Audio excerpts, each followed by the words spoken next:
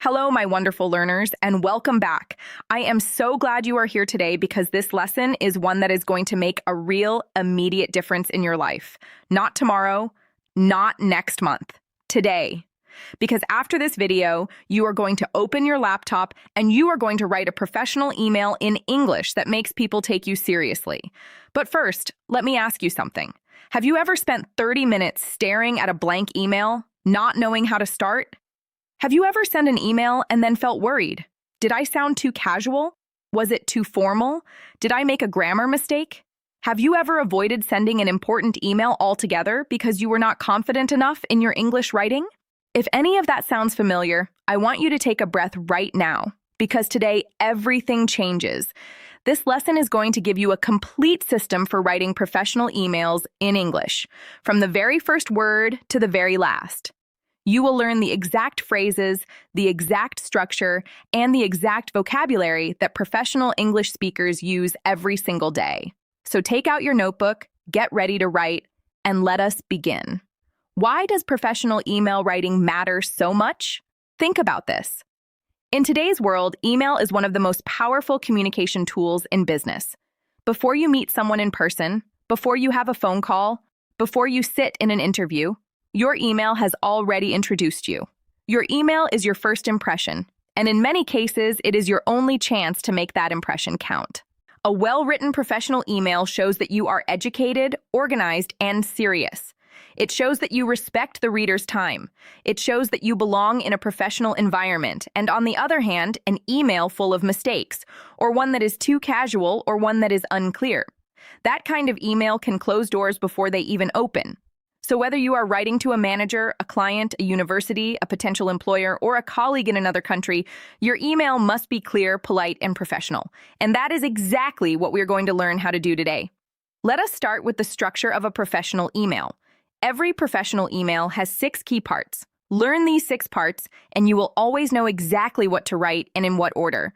The 6 parts are the subject line, the greeting, the opening line, the body, the closing line, and the sign-off.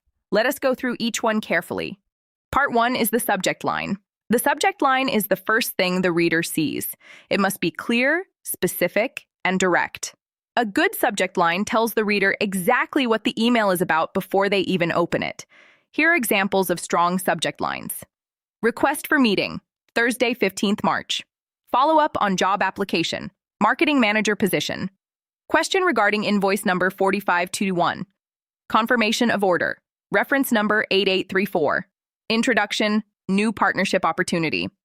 Notice that each subject line is short but complete. It tells the reader the topic and sometimes the action needed. It never says something vague like hello or important or please read. Those kinds of subject lines look unprofessional and are often ignored. Common mistake number 1. Many learners leave the subject line blank or write something too general like hi or email. This is a major mistake. Always write a specific subject line. It is the very first signal of your professionalism. Part 2 is the greeting. The greeting is how you begin the email. It must match the level of formality of the situation. For formal emails, use Dear Mr. Johnson, or Dear Ms. Lee, or Dear Dr. Ahmed, or Dear Hiring Manager, or Dear Sir or Madam. For semi-formal emails, use Hello Sarah, or Hi David, or Good morning, Mr. Park. For emails when you do not know the person's name, use Dear Hiring Manager or To whom it may concern. Always put a comma after the greeting, and always use the correct title. Mr. for a man, Ms. for a woman when you are unsure of marital status, Mrs. for a married woman if she uses that title, and Doctor for someone with a doctorate. Common mistake number 2. Many learners write Dear Sir for every email, even when writing to a woman or when they know the person's name. Always try to use the person's name if you know it. Dear Mr. Thompson is more personal and professional than Dear Sir. Part 3 is the opening line. This is the first sentence of your email body. It sets the tone for everything that follows. A strong opening line is polite and gets to the point quickly. Here are professional opening lines you can use. I hope this email finds you well. I am writing to inquire about the position of sales manager advertised on your website. Thank you for your prompt response. I am following up on our conversation from last Tuesday. I wanted to reach out regarding the upcoming project deadline. My name is Priya Sharma, and I am a third-year student at Delhi University. These opening lines are clear, warm, and professional. They immediately tell the reader who you are or why you are writing. Pronunciation tip number 1. The phrase, "I hope this email finds you well," is one of the most commonly used email openers in professional English. Practice saying it smoothly. "I hope this email finds you well." It sounds formal and polished. Use it when writing to someone you do not know well or in a formal business context. Part 4 is the body of the email. This is where you share your main message. The body must be clear, organized, and easy to read. Use short paragraphs. Each paragraph should have one main idea. Do not write one long block of text. It is hard to read and looks unprofessional. Here are some useful body phrases for different situations. When making a request, "Could you please send me the updated report by Friday?" "I would appreciate it if you could confirm the meeting time." "Would it be possible to reschedule our appointment to next week?" "I kindly request your approval on the attached proposal." When giving information, please find attached the documents you requested. "I am writing to inform you that the deadline has been extended to the 30th. I would like to update you on the progress of the project. As discussed in our last meeting, the budget has been approved." When apologizing, "I sincerely apologize for the delay in my response. I am sorry for any inconvenience this may have caused. Please accept my apologies for the error in the previous email." When thanking, "Thank you so much for your time and consideration. I really appreciate your help with this matter. Thank you for getting back to me so quickly." When confirming, "I am writing to confirm our meeting on Wednesday at 2 p.m. This email serves as confirmation of your booking for the 5th of April. Just to confirm, the deadline is the 20th of this month." Part 5 is the closing line. This is the final sentence before your sign-off. It should be polite and leave the reader with a positive feeling. It often includes a call to action, something you want the reader to do next. Here are professional closing lines. Please do not hesitate to contact me if you have any questions. I look forward to hearing from you. I look forward to your response. Please let me know if you need any further information. I would be happy to discuss this further at your convenience. Thank you again for your time. I hope to speak with you soon. Part 6 is the sign-off. This is how you end the email before your name. The sign-off must match the formality of the email. For formal emails, use "Yours sincerely." Use this when you know the person's name. "Yours faithfully." Use this when you do not know the person's name. "Respectfully yours."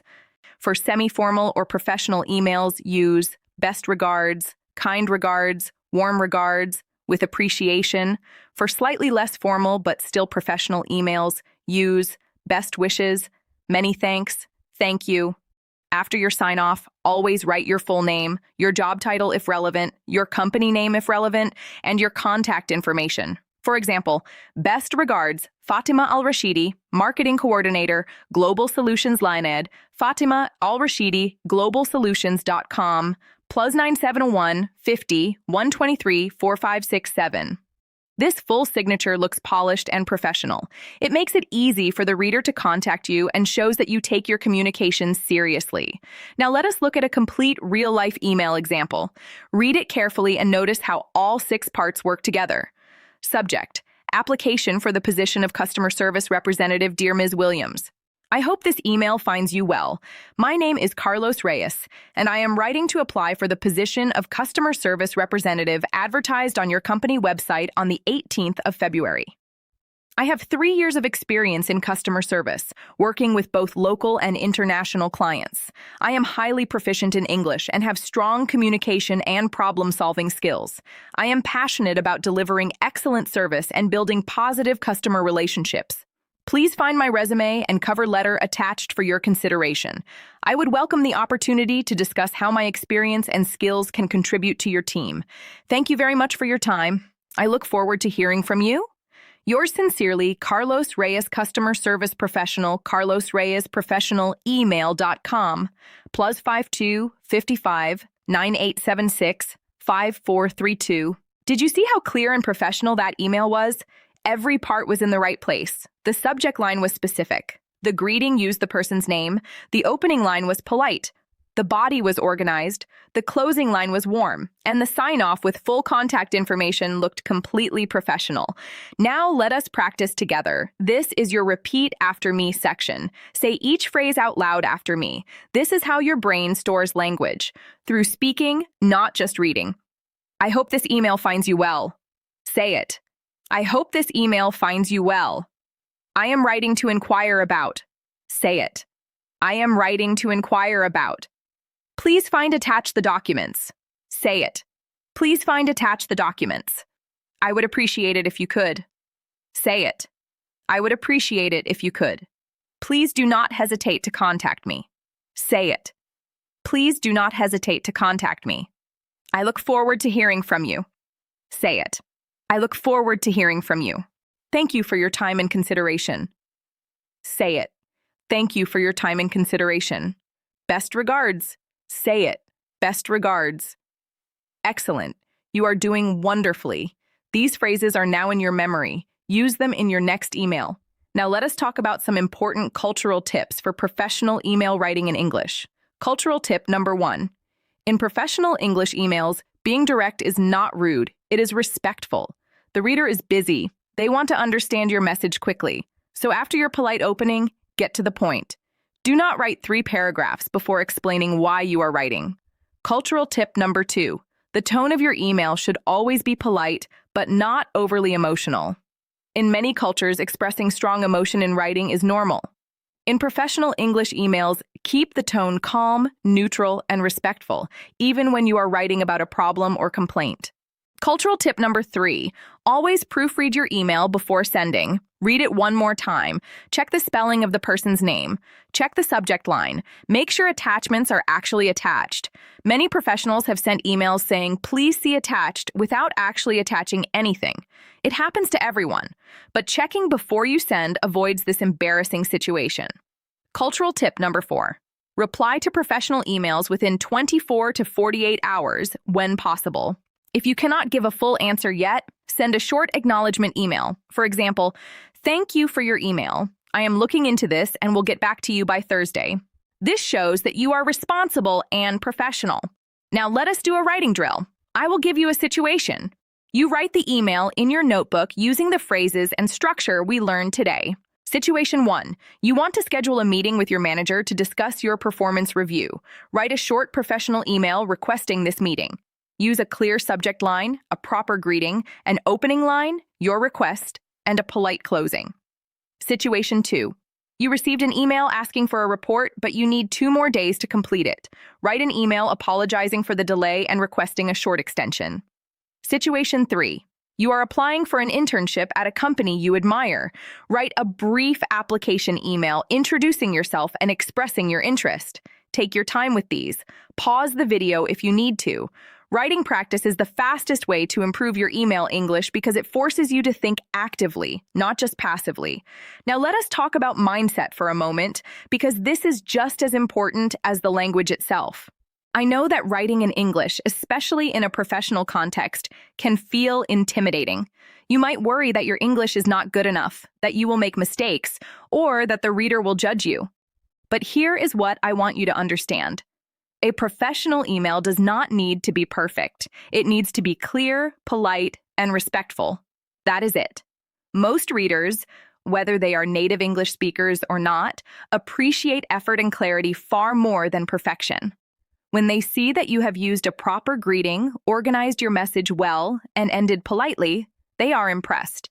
They are not sitting there looking for grammar mistakes. They are looking for your message. And if your message is clear, your email has done its job. So stop waiting until your English is perfect. Start writing today.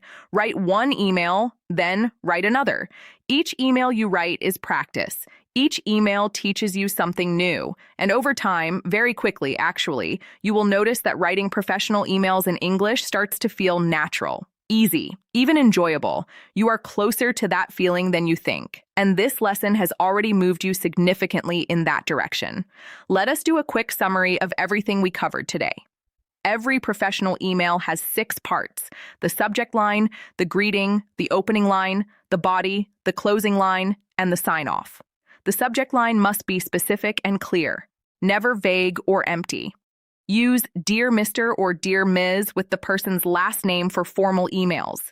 Start your email with a polite opening line like, "I hope this email finds you well," or "I am writing to inquire about." Keep the body organized with short paragraphs and one idea per paragraph. End with a professional closing line like, "I look forward to hearing from you," or "Please do not hesitate to contact me." Use "best regards" or "yours sincerely" as your sign-off, followed by your full name and contact details. Always proofread before sending. Reply within 24 to 48 hours to show professionalism and respect. And most importantly, practice. Write emails, real ones, to real people, in real situations. That is how you improve. Your challenge for today is this.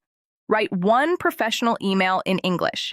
It can be to your manager, a professor, a company you admire, or even a practice email to yourself. Use the structure and phrases from today's lesson. Then read it out loud before you send it. This extra step of reading aloud helps you catch mistakes and also helps the phrases enter your long-term memory. If you found this lesson valuable today, and I truly believe you did, please give it a thumbs up right now. It takes 1 second and it helps so many more learners just like you find this video. If you have not subscribed yet, please subscribe to this channel right now and hit the bell icon so you never miss a lesson. Every single week, we bring you practical, high-value English lessons that are designed for real life and real results. In the comments below, I want you to share one phrase from today's lesson that you are going to use in your very next email. Just one phrase. Write it in the comments. I read every comment and I will be there to cheer you on. And if you know someone who is learning English or who struggles with writing professional emails, please share this video with them today. Because the best gift you can give someone is a tool that helps them grow. I will see you in the next lesson. Until then, keep writing, keep practicing, and always remember, every great professional communicator started exactly where you are right now. You have got this. Take care and goodbye for now.